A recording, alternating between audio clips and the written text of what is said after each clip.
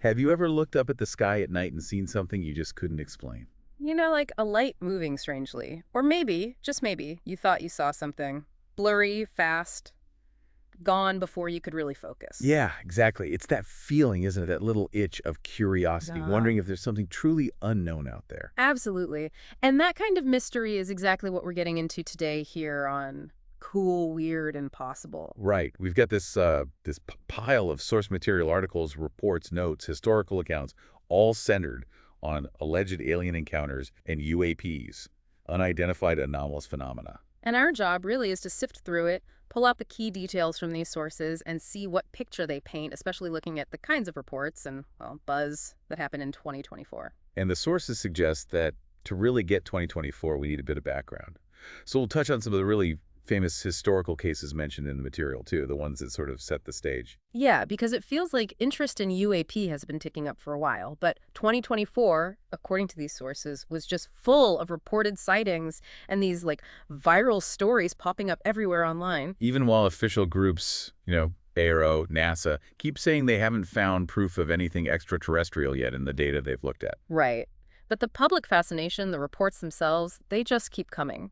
So this deep dive is about exploring what was reported, what got talked about, what officials reviewed, all based on the sources we have. That mix of old cases, new viral stuff, and the official take, especially for 2024. Okay, let's do it. Where do the sources suggest we start with that historical foundation? What are the big ones that always come up? Well, the sources definitely point to Betty and Barney Hill, a 1961 New Hampshire. It's presented as the classic early alleged abduction story. Ah, the hills. What are the key details from the accounts? So they were driving right, saw this bright light, seemed to be following them.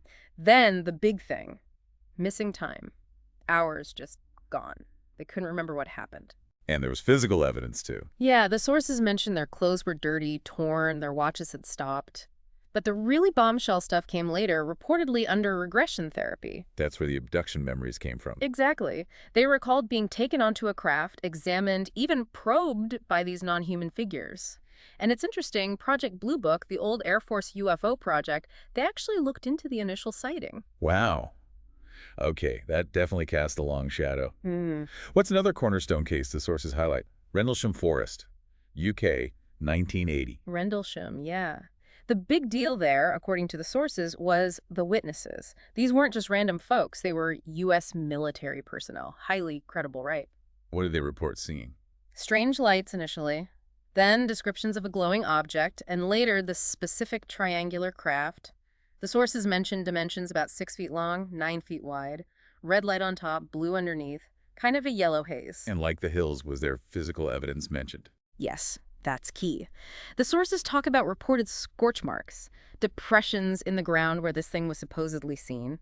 That physical trace element, plus the military witnesses, makes it a really enduring story in the material. Military witnesses, physical traces, Ah, definitely compelling. Now, the sources also bring up a very different kind of case from 1994, Ruwa, Zimbabwe. Evolved kids, right? A lot of kids. Yeah, a mass sighting at a school, over 60 children, ages roughly 6 to 13. Their teachers were inside in a meeting. The kids reported hearing these weird sounds, first flute-like buzzing, crackling noises. And then they saw something. They described a silver object landing not far away.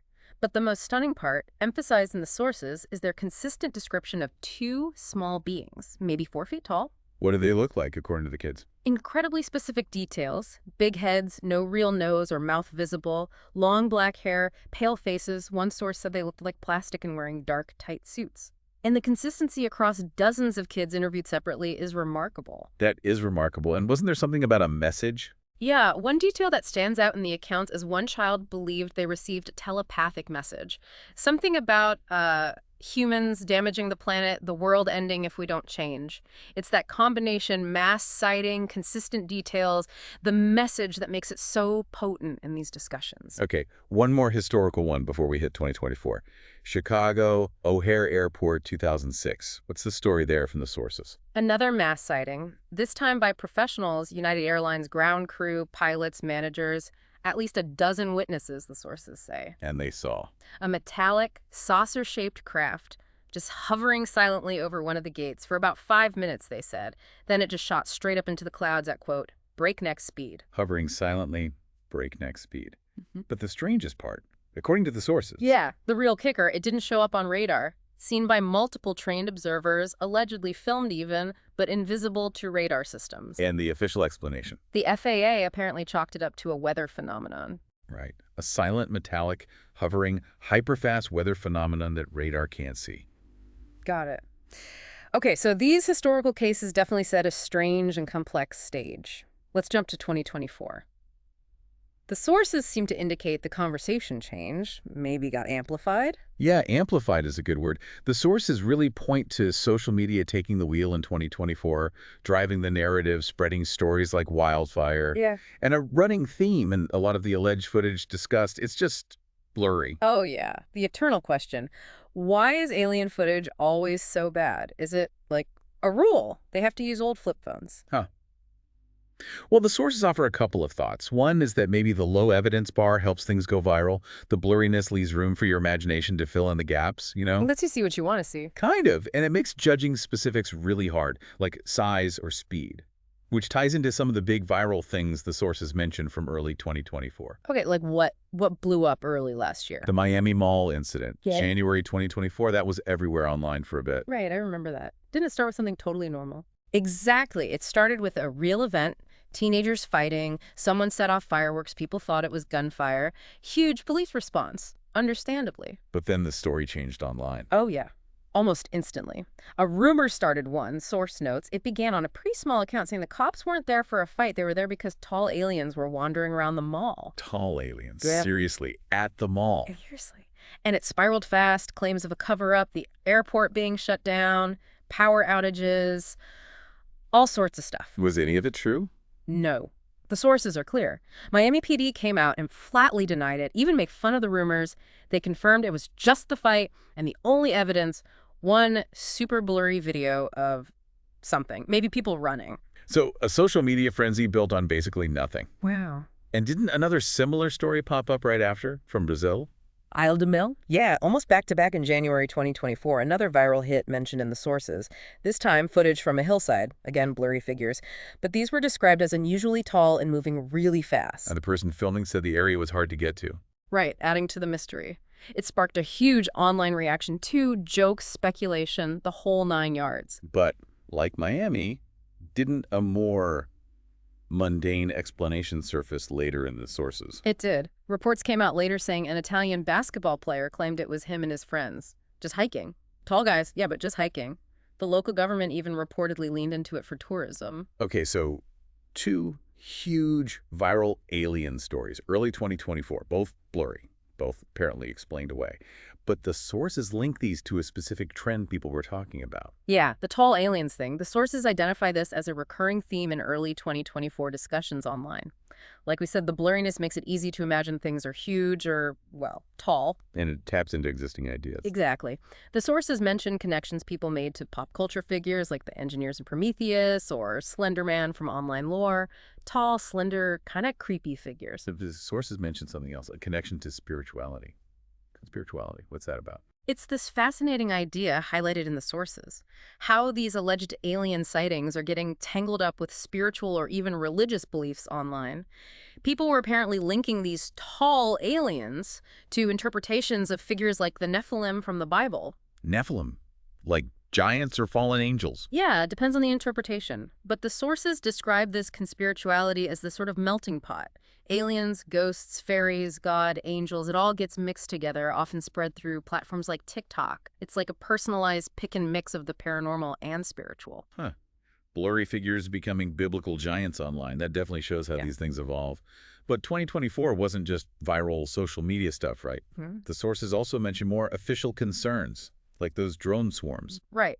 Towards the end of 2024, the sources discuss reports of these mysterious drone sightings, but not just anywhere over sensitive military sites. USAF bases in the UK, places in New York, New Jersey, Pennsylvania. And these weren't just single drones. No, described as multiple objects, seemingly coordinated, sometimes called drones, but with unusual capabilities, or flying in restricted airspace where they shouldn't be. Yeah. The sources definitely flag the national security angle on these. Yeah, unexplained things flying over military bases is never good.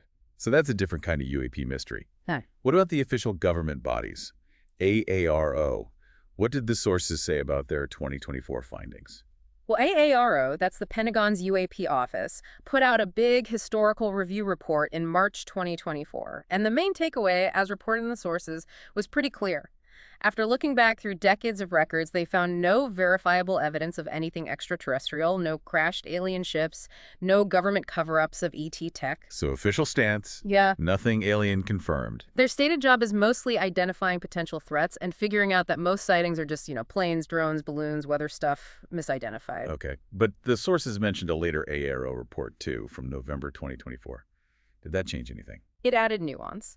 That report covered newer cases up to June 2024, found hundreds of new reports.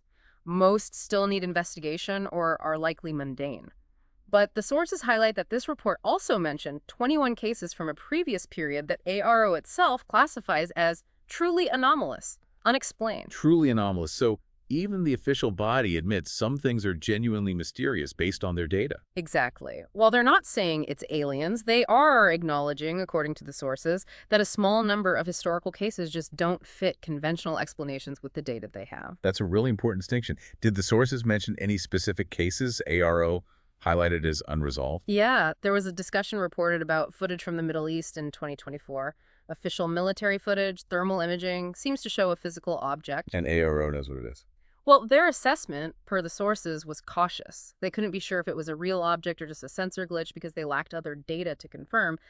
But it's presented as this official visual of something unexplained in a key military zone. Okay, so the official picture is complex, mostly explainable, no ET proof found, but a few persistent unknowns. The sources also toss in some other really weird alleged encounters, just briefly. Oh, yeah. Like Barbara Lamb, the psychotherapist in California, 2006.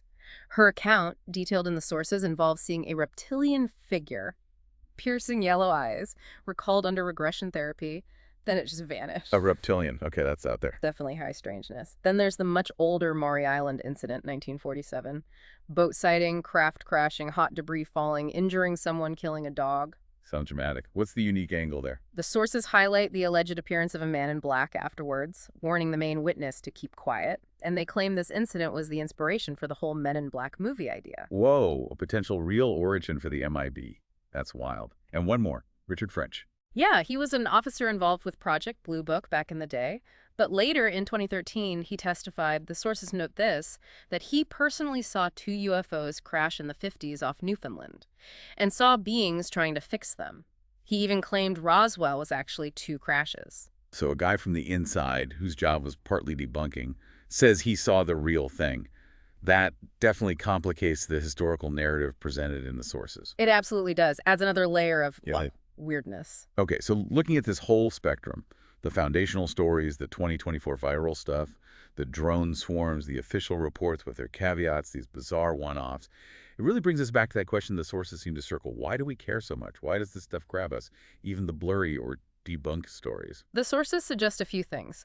One idea is this kind of basic human desire to believe in something beyond the depressing news cycle. Maybe it offers a bit of wonder or mystery in a world that can feel pretty bleak sometimes. A form of escapism, maybe? Perhaps.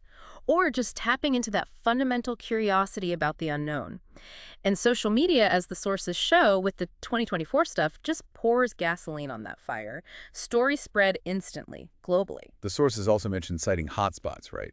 Like California? Yeah, data in the sources shows some places just have way more reports. California was noted with over 16,000 since the 70s. And the sources pose this interesting question. If you have more sightings in an area, does that statistically raise the odds of something weirder happening there, like abductions? It's just a question raised in the material, linking sightings to other phenomena. It shows how people connect the dots, how these reports fuel belief and speculation. Definitely. It's all part of that cultural fascination the sources describe. So, wrapping up this deep dive, we've looked through these sources covering a huge range. Those historical pillars like the Hills and Rendlesham, the 2024 viral phenomena like Miami Mall and Isla du Mel, often debunked but showing how stories spread, feeding into trends like tall aliens and this conspirituality idea. Plus the more formal stuff, those concerning drone swarm reports and the official AARO findings, saying no ET proof, but crucially, acknowledging some older cases remain truly anomalous, unexplained by their current data. And we touched on those really strange accounts that persist. It paints a picture, based on these sources, of ongoing public reports and fascination, supercharged by social media, running alongside cautious official investigations that find mostly mundane answers but admit some genuine puzzles remain. Verification is still the huge challenge. Yeah, separating the noise, the rumors, the misidentifications from any potential signal, the truly anomalous, that's the core issue highlighted. So the conversation is definitely out in the open, maybe more than ever, but clear answers from the material we looked at still seem pretty elusive for most of these reported incidents. Which leaves us with a final thought, maybe drawing from those sighting hotspots and the lingering official mysteries the sources mentioned. If you do live in an area with lots of reports and you hear that weird hum outside late one night, maybe, just maybe, the best deep dive is the one back under the covers. Solid advice. Thanks for joining us for this exploration on cool, weird, and possible.